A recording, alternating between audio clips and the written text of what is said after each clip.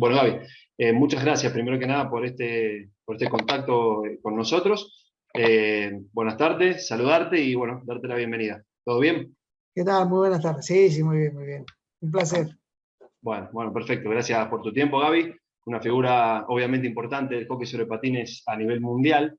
Repasaba tu carrera, 34 títulos con Barcelona, medalla de oro en los Juegos Olímpicos, Barcelona 92, dos mundiales. En cuanto a la selección, la verdad que bueno, una eminencia del hockey y por eso queríamos hacer esta entrevista, Gaby. Y comenzar hablando del presente del equipo. Particularmente me llamó un poco la atención las declaraciones por ahí tuyas, de Edu Castro también, cuando el equipo en la última temporada terminó en semifinales, pero aún así cosechó algunos títulos y venía de ganar 8 OK Liga.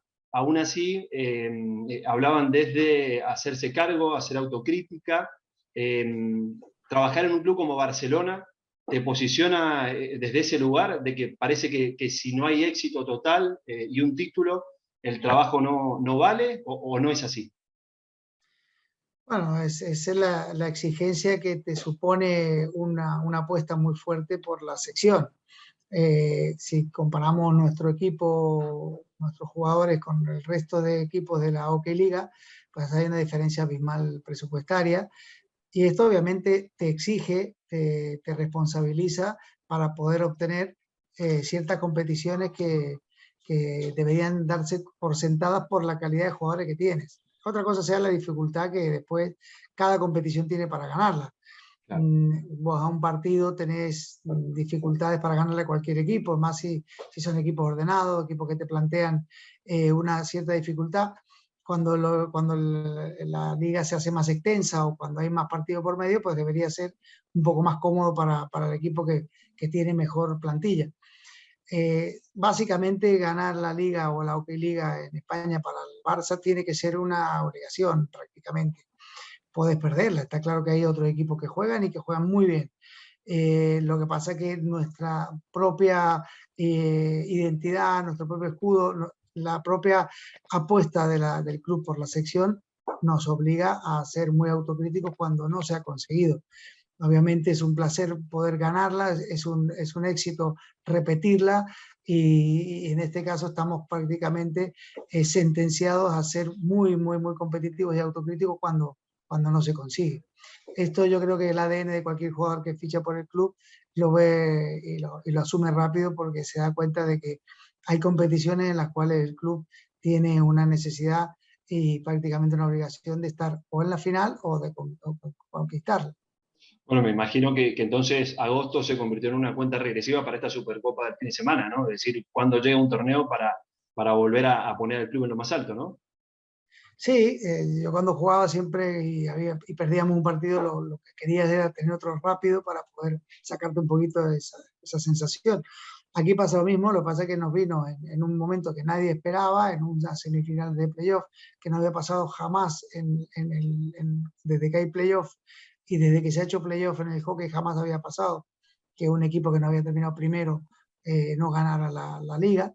Por lo tanto, pasaron cosas muy diferentes a otros años y esto nos obligó un poco a entrar, a desear con toda la fuerza de que empezara esta temporada, de que empezara la competición real, de que empezara ese gusanito de jugarte un título y obviamente la Supercopa, por más que en muchos casos se considera un título menor, en nuestro caso, después de venir eliminados de una semifinal de playoff, pues se convierte en un aliciente muy importante para recuperar esa sensación de ganar. Claro, claro. Bueno, ¿cómo está el equipo entonces para este certamen? Para el viernes, el primer partido con Noia. Ha tenido fichajes, Carles y Marc Grau. Lamentablemente la lesión de Sergi Lorca y después se ha mantenido un poco la base, ¿no? Sí, sí, yo creo que el equipo que tenemos es un equipo muy, muy compensado, un equipo muy competitivo, con excelentes jugadores. Las incorporaciones sin duda responden en primer lugar al recambio generacional en la portería con el retiro de Aitor Egurrola, Esto nos obligaba, si queríamos tener lo que ha dado estas 8 ligas que comentabas, obviamente mucho que ver tiene tener los 2 mejores porteros del mundo prácticamente, Claro. y esto nos obligaba a hacer un fichaje a la altura de lo que estaba, del jugador que estaba dejando la institución. Por lo tanto, creemos de que Carles es un perfil ideal para competir con Sergi y ser los 2 mejores porteros y tener prácticamente los 2 mejores porteros del mundo en nuestro equipo. Y respondía un poco a esta renovación paulatina que queremos del equipo y que vayas entrando en dinámica y sin resentirse mucho la competitividad. En el tema de Marc, pues era muy claro que luego de la marcha de Pablito el año pasado, nos quedamos un poco cojos en ese sentido, nos quedamos un poco huérfanos de otro jugador interior con posibilidades de llegada y con gol, y esto nos obligaba a hacer un movimiento rápido para poder cubrir esta vacante, que yo creo que Marc la cubre a la perfección, porque aparte de tener una proyección muy buena por edad, creo que al ser izquierdo, al ser un jugador con mucho hambre, con mucha ambición, con mucho carácter, nos da ese diferencial que estaba faltando. Por lo tanto, por más que sean hermanos, yo creo que son 2 perfiles completamente necesarios en nuestro planteamiento de futuro, de presente y de futuro de la sección. Claro, claro. Gaby, un poco ya metiéndonos en tu carrera, ¿no? Después de 10 años prácticamente de que fuiste técnico, de que agarraste el equipo, muchos pensaban que era algo que tenía que pasarle en la vida de Gaby Cairo como entrenador, ¿no? Después de todo lo que habías vivido como jugador. Ahora en retrospectiva, después de estos años que han pasado, este presente, por ejemplo, ahora de Barcelona, ¿cómo evalúas aquella casi 2 temporadas donde la primera te fue muy bien y la segunda, bueno, evidentemente no del todo como para seguir, ¿no? Bueno, es lo mismo que comentábamos de las 8 ligas ganadas, luego tener una perdida.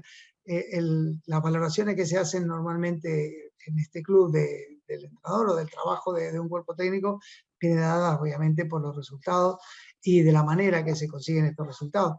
En el caso mío, con la experiencia que tuve como entrenador fue muy buena porque veníamos de una experiencia anterior, del cual se habían perdido algunos conceptos, alguna identidad como equipo, como club, y esto se recuperó en la primera temporada, se quiso instaurar en la segunda, lo cual sí que tuvimos un par de semanas muy, muy malas que nos sentenciaron un poco todo el trabajo que veníamos haciendo bueno de la temporada.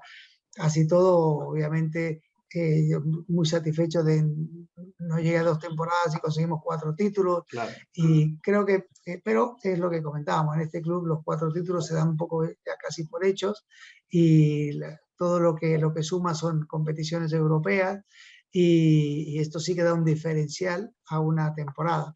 Sin duda puedes ganar la liga, que es una muy buena temporada, pero si esa liga viene complementada con una competición europea, sin duda es lo que se apuesta desde el primer día y lo que se exige como el pastel, ¿no? Como la guindilla del pastel, como se dice. Claro. A partir de aquí, pues la experiencia obviamente es muy positiva de cara a lo que me pasa ahora como gestor, ¿no?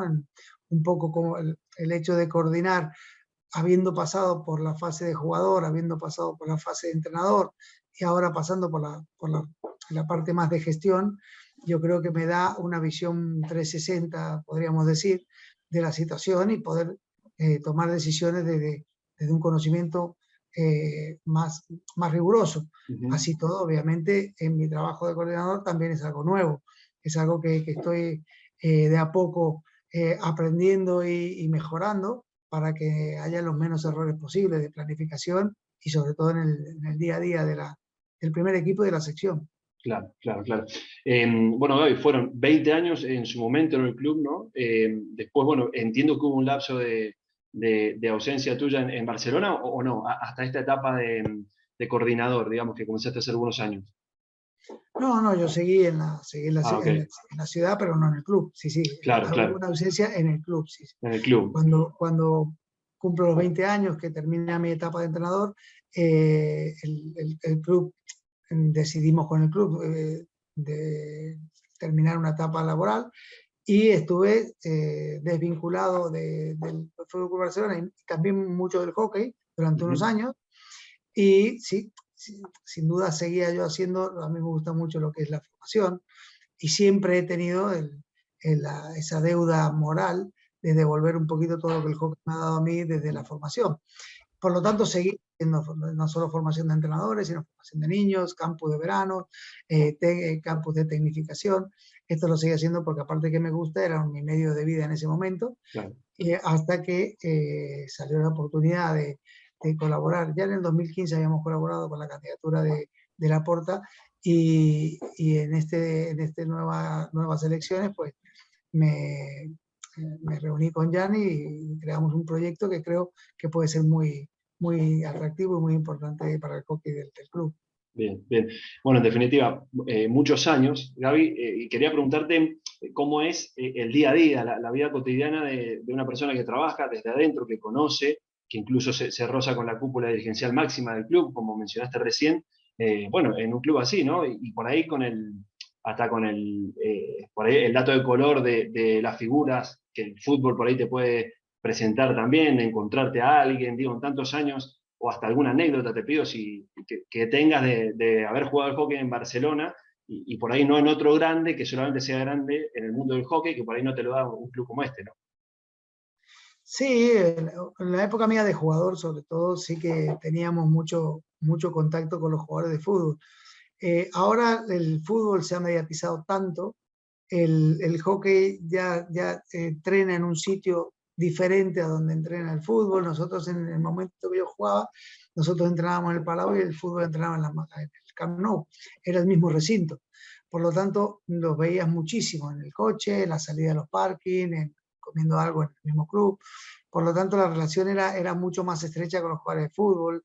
Sí que es verdad que en la época de Puyol, Xavi, Víctor Valdés, Gabri en su momento, Pepe Reina, todo este tipo de jugadores, incluso vivían cerca de donde yo vivía, entonces desayunábamos muchas veces juntos. Había una relación mucho más cercana.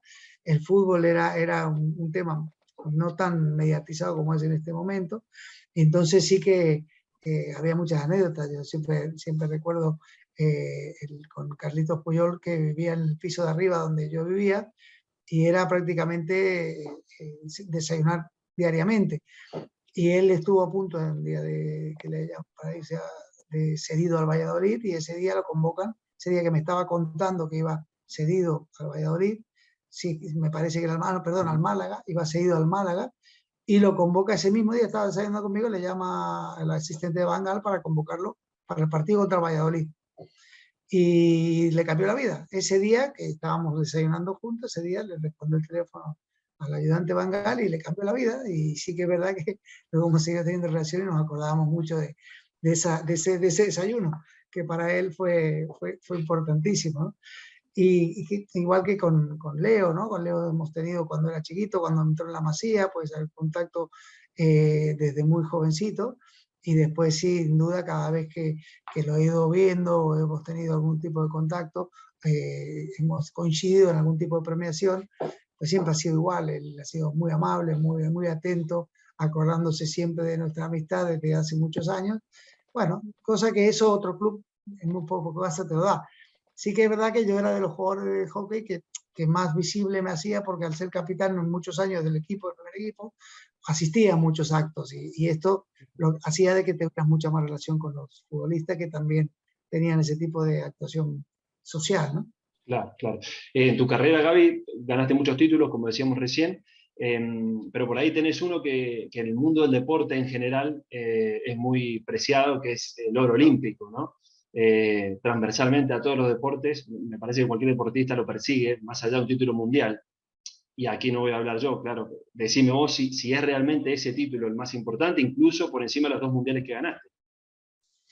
Bueno, hace muy poquito se cumplieron 30 años de la final olímpica, y comentábamos en muchos casos digamos, la mala suerte que tuvimos en ese momento, de que la clase de dirigente que teníamos, los directivos que teníamos, no fueron capaces de elaborar un plan estratégico para que ese deporte de exhibición, que dio, si valga la redundancia, una exhibición absoluta de competitividad en la Olimpiada, no pudiera consagrarse como deporte olímpico.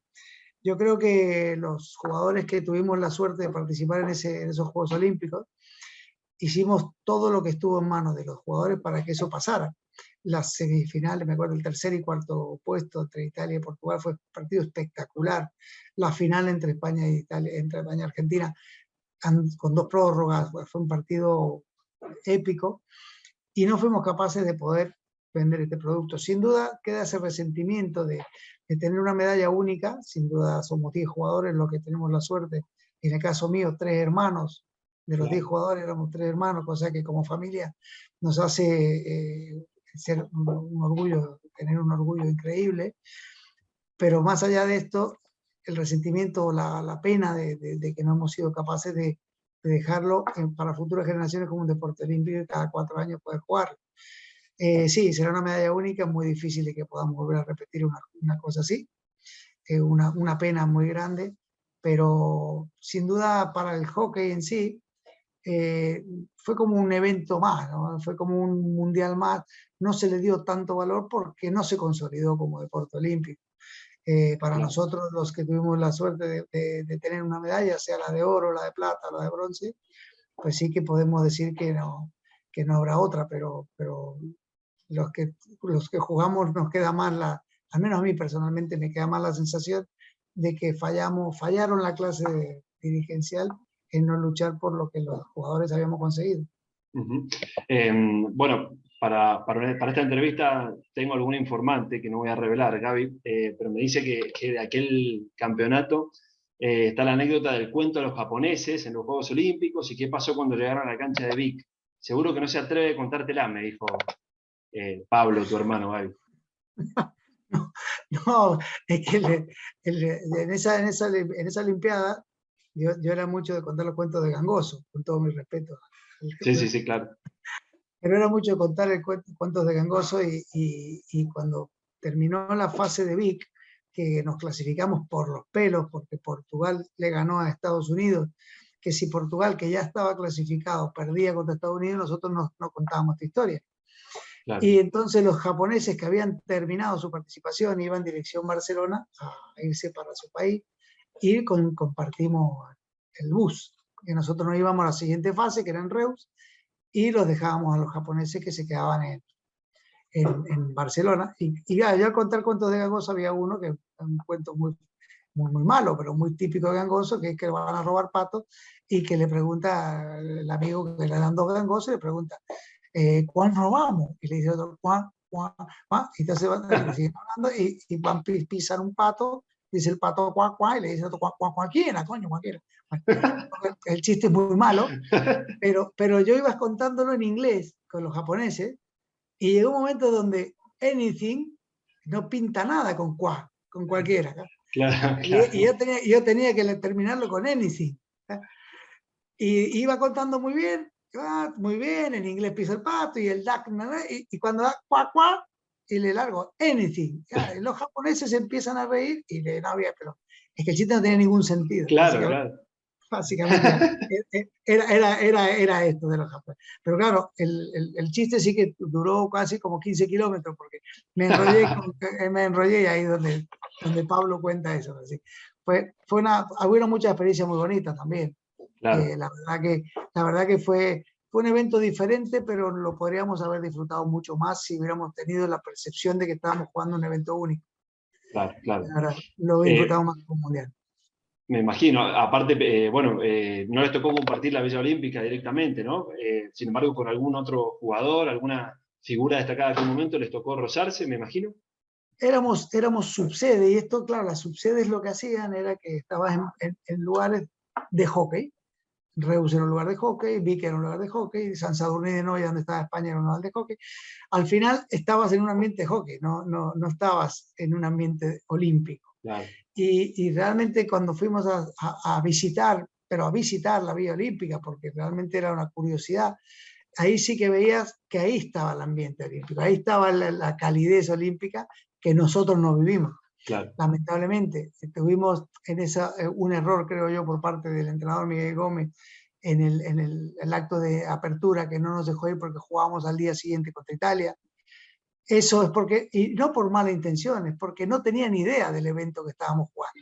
Claro. Y yo siempre lo digo, no es culpa tuya, Miguel, es culpa de que no teníamos ni idea del evento que estábamos participando, porque no estábamos acostumbrados a hacerlo. Entonces, tú piensas que si él lo sabe ahora, él iba a negar a los deportistas a ir a un acto de apertura olímpico o clausura. Claro. No, pero Imposible. eso pasó y no fuimos ni al acto de apertura ni al acto de clausura. El de clausura pues ya nos pilló que ya había terminado nuestra competición, pero no fuimos a ninguno de los dos. Y esto, para un atleta olímpico, decir eso es como decir que no ha participado. Claro, claro, totalmente. Gaby, bueno, vamos un poco cerrando la nota que está quedando larga. Tengo algunas preguntas preparadas, pero la verdad que van a quedar afuera. Por ahí cortito y de hockey, sí te consulto, viendo algunos videos y goles tuyos como jugador, ese delantero de área con muchos recursos para desviar la bocha en el aire o para impactarla en el aire justamente, o para jugar con el defensor de espaldas y girar y definir. Mucho tiro de pala, como se llama en Argentina, ¿no?